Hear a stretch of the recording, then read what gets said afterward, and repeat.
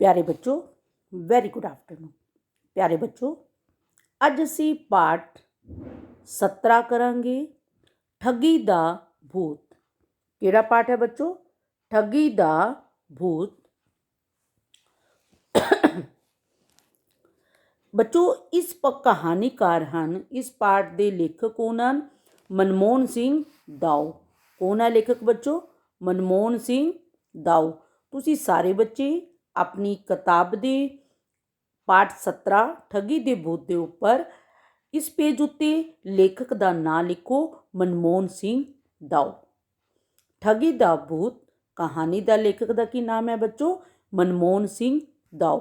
जदों असी किताब ते लेखक का नाम लिख लेने हाँ तो सानू जदों भी असी लैसन पढ़ीए सानू सब तो पहले लेखक का नाम उसनू बार बार वेखण नाल पढ़न नाल सानू याद हो जाता है। बच्चों, ठगी दा भूत कहानी असी पहले एक बारी पढ़ चुके हाँ, पर फिर यूनिट टैसट सी ते असी इसके प्रश्न उत्तर नहीं कराए सी। अज असी दोबारा तो ये कहानी पढ़ांगे, फिर इस तो बाद असी इसके प्रश्न उत्तर करांगे। बच्चों, ठगी ठगी का की अर्थ है? दूसरा नू उल्लू बनाना, दूसरे दे नाल मूर्खतापूर्वक ठगी करना, दूजियां नू लुटना, एक ही है ठगी।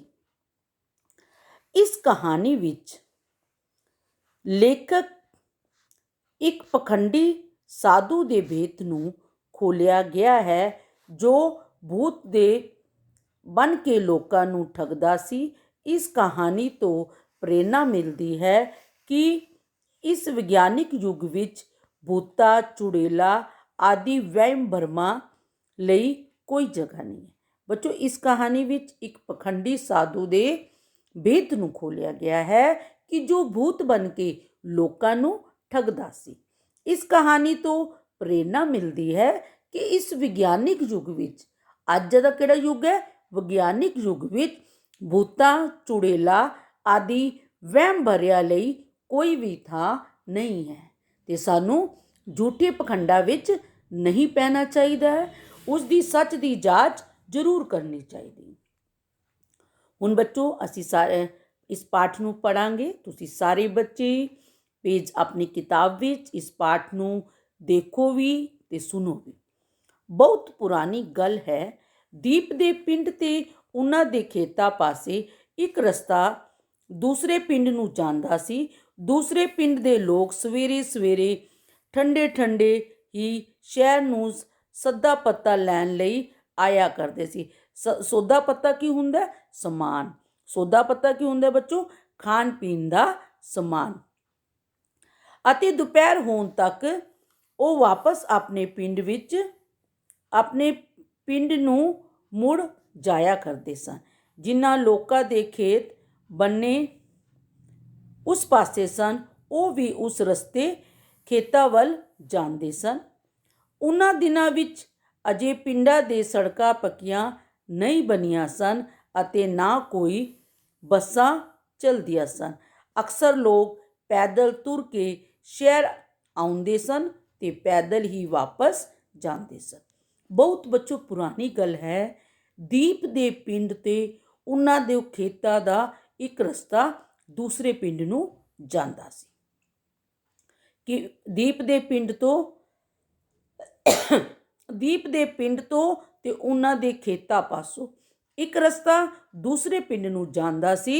दूसरे पिंड दे लोग सवेरे सवेरे ठंडे ठंडे ठंडे ठंडे क्यों हुंदा? सवेरे सवेरे जदों ज़्यादा धुप नहीं हुंदी, लोग शहर नू खाण पीण दा समान लैण लई जांदे सन अते दोपहर होण तक वापस आ जांदे सन, अपने पिंडां नू वापस आ जांदे सन। ते जिन्हां लोकां दे खेत बन्ने पासे सन, वो उस रस्ते वल खेतां वल जांदे सन। उन्हां दिनां विच की सी बच्चों? पिंडां ਦੀਆਂ ਜਿਹੜੀਆਂ सड़कां सन वो भी पक्कियां नहीं सन अते ना ही कोई बसां चलदियां सन। अक्सर लोकी पैदल तुर के ही शहर आउंदे सन अते पैदल ही वापस जाउंदे सन।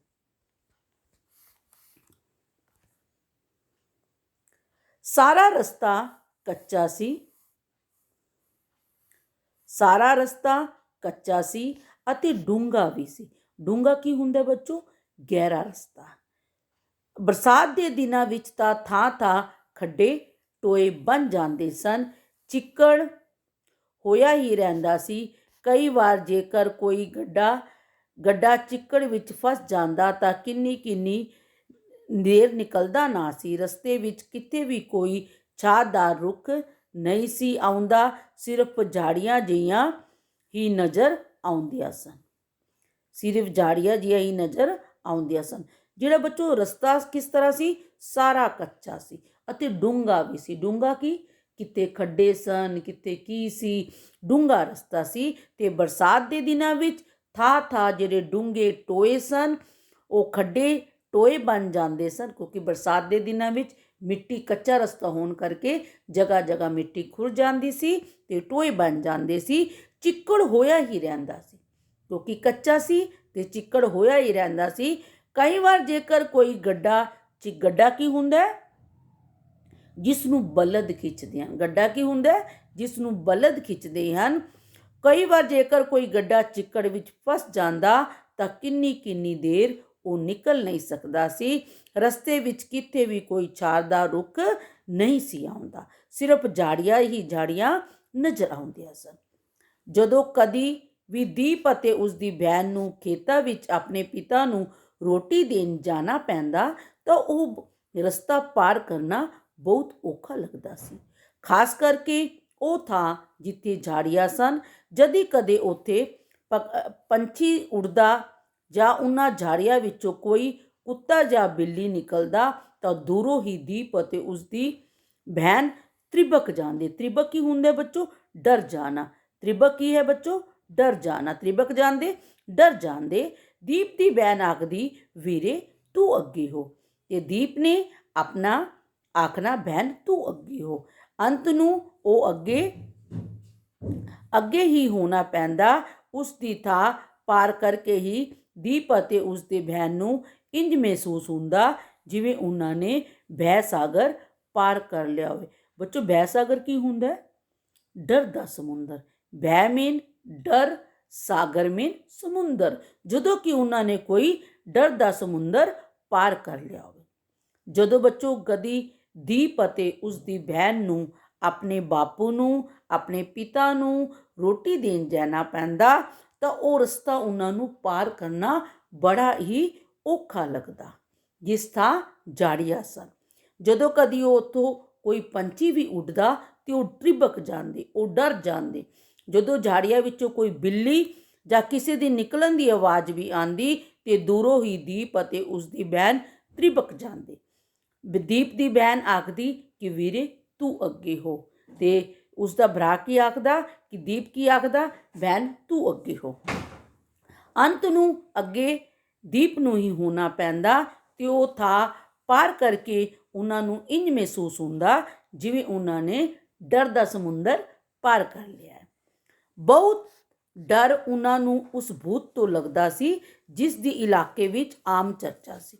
ਉਹਨਾਂ ਨੂੰ ਡਰ ਕਿਸ ਚੀਜ਼ ਦਾ ਲੱਗਦਾ ਸੀ? ਉਸ ਭੂਤ ਤੋਂ, ਜਿਸ ਦੀ ਇਲਾਕੇ ਵਿੱਚ ਆਮ ਚਰਚਾ ਸੀ। ਲੋਕ ਆਖਦੇ ਸੀ ਕਿ ਇੱਕ ਕਾਲੇ ਜਿਹਾ ਰੰਗ ਦਾ ਬੱਚੇ ਵਰਗਾ ਭੂਤ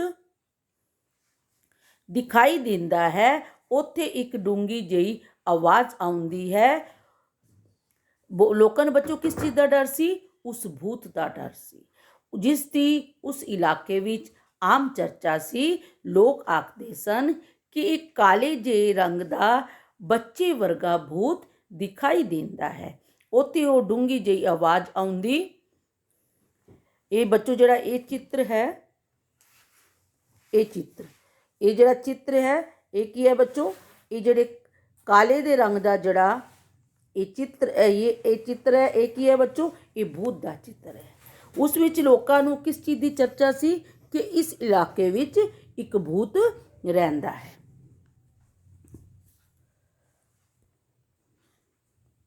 ਕੋਈ ਖੂਹ ਵਿੱਚ ਉਤਰਿਆ ਬੰਦਾ ਬੋਲ ਰਿਹਾ ਹੋਵੇ। ਆਵਾਜ਼ ਕਹਿੰਦੀ ਹੈ, ਠਹਿਰੋ, ਮੈਨੂੰ ਭੁੱਖ ਲੱਗੀ ਹੈ। ਜੇ ਕੁਝ ਤੇਰੇ ਪਾਸ ਹੈ ਇੱਥੇ ਹੀ ਰੱਖ ਦੇ, ਨਹੀਂ ਤਾਂ ਤੇਰੀ ਖੈਰ ਨਹੀਂ। ਖੈਰ ਕੀ ਹੁੰਦਾ ਬੱਚੋ? ਨਹੀਂ ਤਾਂ ਤੇਰੀ ਰਾਜੀ ਖੁਸ਼ੀ ਨਹੀਂ। ਨਹੀਂ ਤਾਂ ਤੇਰੀ ਸਲਾਮਤੀ ਨਹੀਂ। ਕਿਸੇ ਰਾਈ ਪਾਸ ਜੋ ਕੁਝ ਵੀ ਹੁੰਦਾ, ਰਾਈ ਕੀ ਹੁੰਦਾ?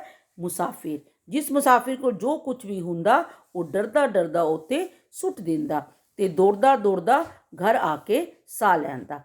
ਇਸ ਤਰ੍ਹਾਂ ਦੀ ਘਟਨਾ ਤੇ ਹਰ ਕੋਈ ਡਰਦਾ। ਲੋਕੀ ਸੋਚਦੇ ਕਿ ਭੂਤ ਦਾ ਪਛਤਾਵਾ ਤਾਂ ਹੁੰਦਾ ਹੀ ਨਹੀਂ, ਉਸ ਨੂੰ ਤਾਂ ਫੜਨਾ ਵੀ ਔਖਾ ਹੈ। ਇਲਾਕੇ ਵਿੱਚ ਇਸ ਭੂਤ ਦਾ ਸਹਿਮ ਕੀ ਹੁੰਦਾ? ਡਰ ਫੈਲਿਆ ਹੋਇਆ ਸੀ। ਇਸ ਲਈ ਕੋਈ ਵੀ ਦੁਪਹਿਰ ਵੇਲੇ ਉੱਥੋਂ ਲੰਘਣ ਦਾ ਹੌਸਲਾ ਨਾ ਕਰਦਾ, ਕਿਉਂਕਿ ਬਹੁਤੀਆਂ ਘਟਨਾਵਾਂ ਵੀ ਦੁਪਹਿਰ ਦੇ ਸਮੇਂ ਹੀ ਵਾਪਰਦੀਆਂ ਸਨ। ਕੋਈ ਖੂਹ ਵਿੱਚੋਂ ਉਤਰਦਿਆ ਬੰਦਾ ਬੋਲ ਰਿਹਾ ਹੁੰਦਾ। ਆਵਾਜ਼ ਕੀ ਆਂਦੀ? ਠਹਿਰੋ, ਮੈਨੂੰ ਭੁੱਖ ਲੱਗੀ ਹੈ। ਜੋ ਵੀ ਕੁਝ ਤੇਰੇ ਕੋਲ ਹੈ ਉਹ ਇੱਥੇ ਰੱਖ ਦੇ, ਨਹੀਂ ਤਾਂ ਤੇਰੀ ਸਲਾਮਤੀ ਨਹੀਂ ਹੈ। ਲੋਕ ਡਰ ਦੇ ਮਾਰੇ ਜੋ ਕੁਝ ਉਹਨਾਂ ਕੋਲ ਹੁੰਦਾ ਉਹ ਉੱਥੇ ਰੱਖ ਦਿੰਦੇ ਤੇ ਦੌੜਦੇ ਦੌੜਦੇ ਘਰ ਵਾਪਸ ਆ ਜਾਂਦੇ। ਇਸ ਤਰ੍ਹਾਂ ਦੀ ਘਟਨਾ ਤੇ ਹਰ ਕੋਈ ਡਰਦਾ। ਲੋਕੀ ਸੋਚਦੇ ਕਿ ਭੂਤ ਦਾ ਪਰਛਾਵਾਂ ਨਹੀਂ ਹੁੰਦਾ, ਇਸ ਕਰਕੇ ਉਸ ਨੂੰ ਪਕੜਨਾ ਔਖਾ ਹੈ। ਇਲਾਕੇ ਵਿੱਚ ਤਾਂ ਭੂਤ ਦਾ ਡਰ ਫੈਲਿਆ ਹੋਇਆ ਸੀ, ਇਸ ਲਈ ਕੋਈ ਵੀ ਦੁਪਹਿਰ ਵੇਲੇ ਉੱਥੋਂ ਲੰਘਣ ਦਾ ਹੌਸਲਾ ਨਾ ਕਰਦਾ, ਕਿਉਂਕਿ ਬਹੁਤੀਆਂ ਘਟਨਾਵਾਂ ਦੁਪਹਿਰ ਦੇ ਸਮੇਂ ਹੀ ਵਾਪਰਦੀਆਂ ਸਨ। ਇੱਕ ਬੱਚੋ ਲੋਕ ਕੀ ਸੋਚਦੇ ਹਨ ਕਿ ਦੁਪਹਿਰ ਦੇ ਵੇਲੇ ਜਿਹੜੇ ਇਹ ਭੂਤ ਲੋਕ ਹੁੰਦੇ ਹਨ ਇਹ ਟੁਰਦੇ ਰਹਿੰਦੇ ਹਨ। ਇੱਕ ਦਿਨ ਦੀਪ ਤੇ ਵੱਡਾ ਭਰਾ ਤੇਜ ਨੂੰ ਕਾਲਜ ਦੀ ਇੱਕ ਦਿਨ ਬੱਚੋ ਕੀ ਸੀ? ਦੀਪ ਦੇ ਵੱਡੇ ਭਰਾ ਦਾ ਕੀ ਨਾਮ ਹੈ? ਤੇਜ ਨੂੰ ਕਾਲਜ ਦੀ ਛੁੱਟੀ ਸੀ। ਉਸਨੇ ਕਿਹਾ, ਅੱਜ ਦੁਪਹਿਰ ਦੀ ਰੋਟੀ ਮੈਂ ਲੈ ਕੇ ਜਾਵਾਂਗਾ ਅਤੇ ਭੂਤ ਨੂੰ ਵੀ ਦੇਖਾਂਗਾ। ਉਸਨੇ ਆਪਣੇ ਨਾਲ 2-3 ਸਾਥੀ ਵੀ ਲੈ ਲਏ। ਤੇਜ ਅੱਗੇ ਅੱਗੇ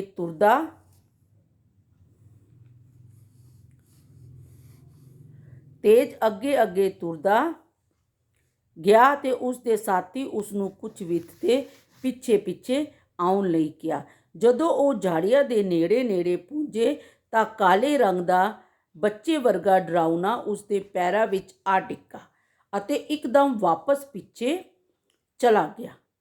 ਉਸ ਤੋਂ ਬਾਅਦ ਇੱਕ ਡੂੰਘੀ ਆਵਾਜ਼ ਆਈ, ਮੈਂ ਕਈ ਦਿਨਾਂ ਤੋਂ ਭੁੱਖਾ ਹਾਂ, ਰੋਟੀ ਖਾਣੀ ਹੈ, ਰੋਟੀ ਇੱਥੇ ਹੀ ਰੱਖ ਦੇ, ਨਹੀਂ ਤੇ ਮੈਂ ਤੇਰੀ ਜਾਨ ਲੈ ਲਵਾਂਗਾ। ਤੇਜ ਨੇ ਰੋਟੀ ਉੱਥੇ ਹੀ ਰੱਖ ਦਿੱਤੀ ਤੇ ਆਪ ਵੀ ਖੜੋ ਗਿਆ। ਉਹ ਕੁਝ ਦੇਰ ਉਡੀਕਦਾ ਰਿਹਾ ਪਰ ਕੋਈ ਨਾ ਆਇਆ। ਇੱਕ ਦਿਨ ਕੀ ਹੋਇਆ ਬੱਚੋ? ਦੀਪ ਦੇ ਵੱਡੇ ਭਰਾ ਤੇਜ ਦੀ ਕਾਲਜ ਤੋਂ ਛੁੱਟੀ ਸੀ। ਉਸਨੇ ਕਿਹਾ ਕਿ ਅੱਜ ਦੁਪਹਿਰ ਦੀ ਰੋਟੀ ਉਹ ਲੈ ਕੇ ਜਾਏਗਾ ਤੇ ਉਸਨੇ ਭੂਤ ਨੂੰ ਦੇਖੇਗਾ। ਉਸਨੇ ਆਪਣੇ ਨਾਲ 2-3 ਸਾਥੀ ਵੀ ਲੈ ਲਏ। ਤੇਜ ਅੱਗੇ ਅੱਗੇ ਤੁਰਦਾ ਗਿਆ ਤੇ ਬਾਕੀ ਸਾਰੇ ਪਿੱਛੇ ਪਿੱਛੇ। ਤੇ ਥੋੜੀ ਜਿਹੀ ਦੇਰ ਦੇ ਪਿੱਛੇ ਜਦੋਂ ਉਹ ਝਾੜੀਆਂ ਦੇ ਨੇੜੇ ਪਹੁੰਚੇ ਤਾਂ ਇੱਕ ਕਾਲੇ ਰੰਗ ਦਾ ਬੱਚਾ ਵਰਗਾ ਡਰਾਉਣਾ ਉਸ ਦੇ ਪੈਰਾਂ ਵਿੱਚ ਆ ਡਿੱਗਿਆ ਤੇ ਇੱਕਦਮ ਵਾਪਸ ਪਿੱਛੇ ਚਲਾ ਗਿਆ। ਇਸ ਤੋਂ ਬਾਅਦ ਇੱਕ ਡੂੰਘੀ ਆਵਾਜ਼ ਆਈ, ਕਈ ਦਿਨਾਂ ਕੀ ਆਵਾਜ਼ ਆਈ?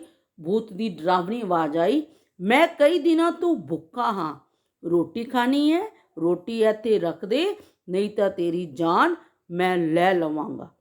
ਤੇਜ ਨੇ ਰੋਟੀ ਉੱਥੇ ਹੀ ਰੱਖ ਦਿੱਤੀ ਅਤੇ ਆਪ ਹੀ ਉੱਥੇ ਖੜਾ ਰਿਹਾ, ਪਰ ਉਸ ਕਾਫੀ ਦੇਰ ਉਡੀਕਦਾ ਰਿਹਾ ਪਰ ਕੋਈ ਵੀ ਉੱਥੇ ਨਹੀਂ ਆਇਆ। ਜਦੋਂ ਕੋਈ ਨਾ ਆਇਆ ਤਾਂ ਉਹ ਆਪ ਹੀ ਝਾੜੀਆਂ ਪਿੱਛੇ ਪਾਸੇ ਜਾ ਕੇ ਦੇਖਣ ਲੱਗਾ। ਉਸਨੇ ਦੇਖਿਆ ਕਿ ਕਾਲੇ ਕੱਪੜੇ ਵਿੱਚ ਕੋਈ ਲੁਕਿਆ ਬੈਠਾ ਹੈ। ਤੇਜ ਨੇ ਉਸ ਨੂੰ ਬੁਲਾਇਆ, ਕੋਈ ਜਵਾਬ ਨਾ ਆਇਆ ਤੇ 2 ਕੁ ਕਦਮ ਜਦੋਂ ਕੋਈ ਰੋਟੀ ਲੈਣ ਨਾ ਆਇਆ ਤਾਂ ਜਿਹੜਾ ਤੇਜ ਸੀ ਉਹ ਆਪਣੇ ਆਪ ਝਾੜੀਆਂ ਵੱਲ ਤੁਰ ਪਿਆ ਤੇ ਉਸਨੇ ਦੇਖਿਆ ਕਿ ਕਾਲੇ ਕੱਪੜੇ ਵਿੱਚ ਕੋਈ ਲੁਕਿਆ ਬੈਠਾ ਹੈ। ਉਸਨੇ ਬੁਲਾਇਆ ਪਰ ਕੋਈ ਜਵਾਬ ਨਾ ਆਇਆ। 2 ਕੁ ਕਦਮ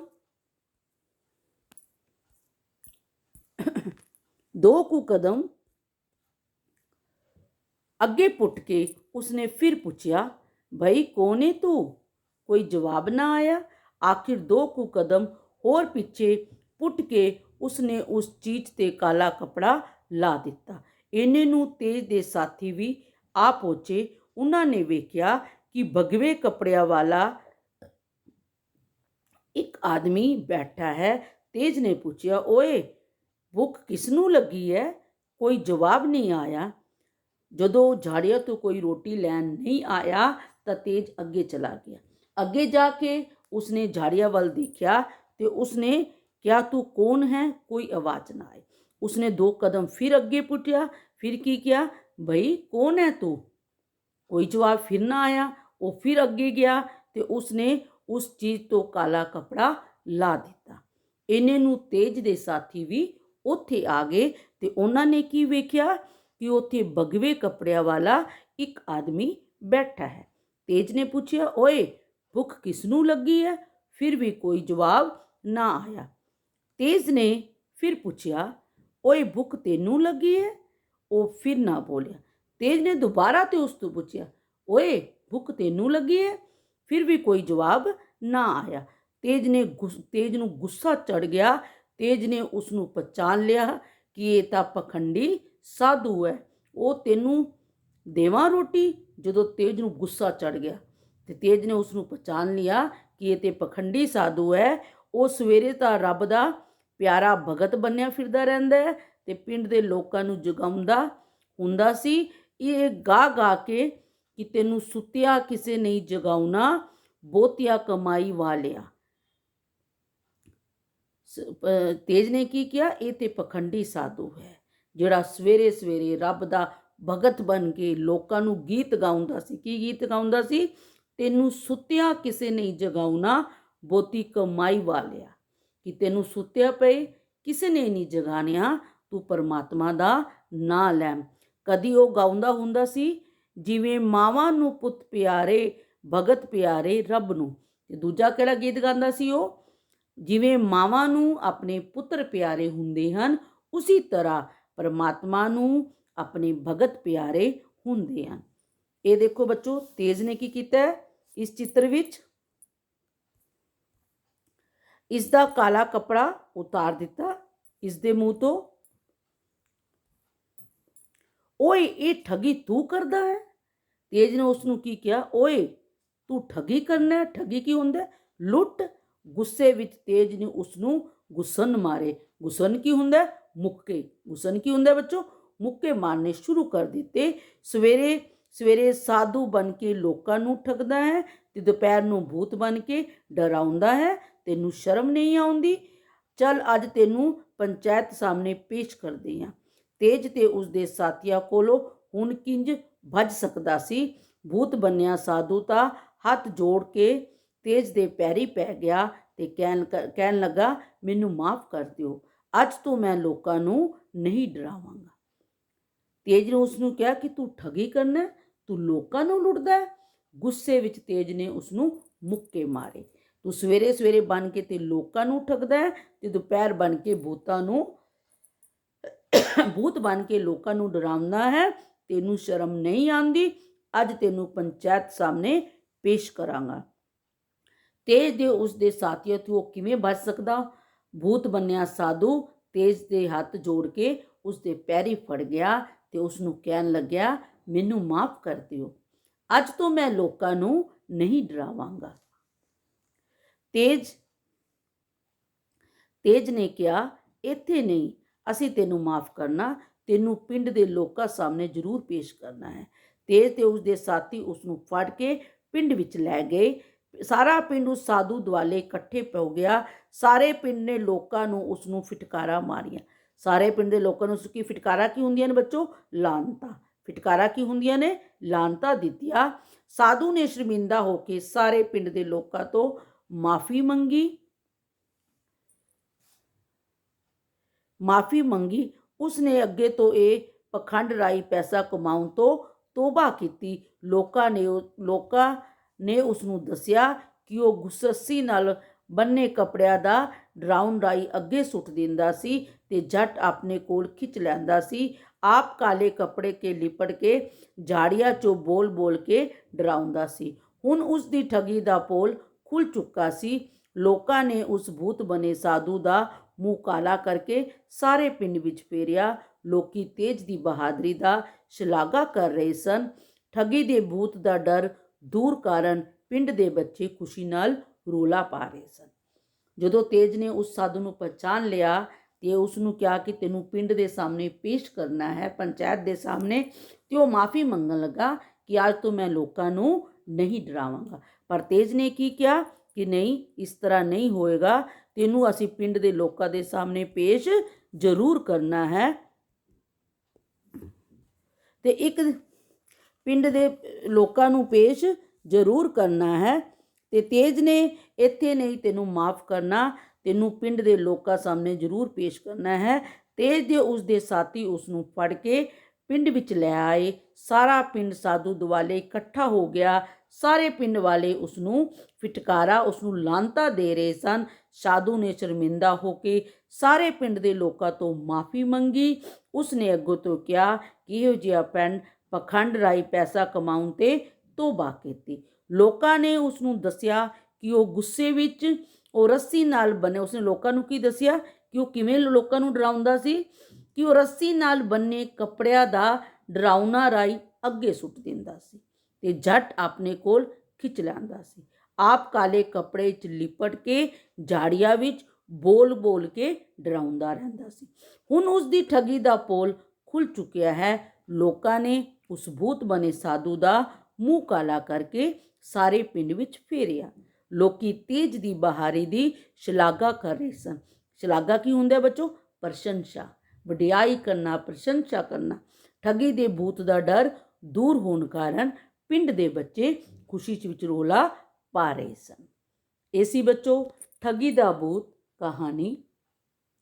ਇਸ ਕਹਾਣੀ ਤੋਂ ਬੱਚੋ ਸਾਨੂੰ ਇਹ ਸਿੱਖ ਮਿਲਦੀ ਹੈ ਕਿ ਅੱਜ ਦੇ ਵਿਗਿਆਨਿਕ ਯੁੱਗ ਵਿੱਚ ਸਾਨੂੰ ਭੂਤ ਪ੍ਰੇਤ ਅਤੇ ਚੁੜੇਲਾਂ ਤੋਂ ਵਿਸ਼ਵਾਸ ਨਹੀਂ ਕਰਨਾ ਚਾਹੀਦਾ।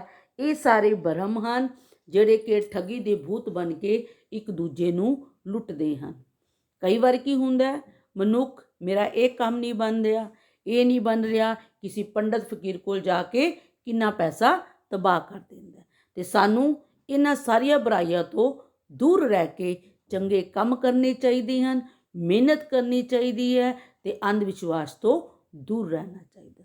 ਇਹ ਹੈ ਬੱਚੋ ਅੱਜ ਦਾ ਸਾਡਾ ਪਾਠ, ਠੱਗੀ ਦੀ ਕਹਾਣੀ। ਬੱਚੋ ਇਸ ਦੀ ਸ਼ਬਦ ਅਰਥ ਤੁਹਾਨੂੰ ਵੈਸੇ ਨਾਲ ਨਾਲ ਕਰਾ ਦਿੱਤੇ ਨੇ, ਇੱਕ ਵਾਰੀ ਫਿਰ ਪੜ੍ਹਨੇ ਆ। ਸੌਦਾ ਪੱਤਾ, ਸੌਦਾ ਪੱਤਾ ਕੀ ਹੁੰਦਾ ਬੱਚੋ? ਖਾਣ ਪੀਣ ਦਾ ਸਮਾਨ। ਅਗਲਾ ਹੈ ਬੱਚੋ ਗੱਡਾ, ਗੱਡਾ ਜਿਸ ਨੂੰ ਬਲਦ ਖਿੱਚਦੇ ਹੋ। ਤ੍ਰਿਬਕ ਜਾਂਦੇ ਡਰ ਜਾਂਦੇ, ਤ੍ਰਿਬਕ ਜਾਂਦੇ ਡਰ ਜਾਂਦੇ। ਭੈ ਸਾਗਰ ਡਰ ਦਾ ਸਮੁੰਦਰ, ਭੈ ਡਰ ਸਾਗਰ ਸਮੁੰਦਰ। खैर नहीं सलामती नहीं, खैर नहीं सलामती नहीं। मुसाफर राही, मुसाफर राही मुसाफर। सहम डर, सहम डर। वित फासले या धूरी, वित फासले या धूरी। ठगी लुट, ठगी लुट। गुसन मुक्के, गुसन मुक्के। फिटकारा लांता, फिटकारा लांता। पोल भेद, शलाघा प्रशंसा, शलाघा प्रशंसा। ਇਹ ਸੀ ਬੱਚੋ ਇਸ ਪਾਠ ਦੇ ਔਖੇ ਸ਼ਬਦਾਂ ਦੇ ਅਰਥ।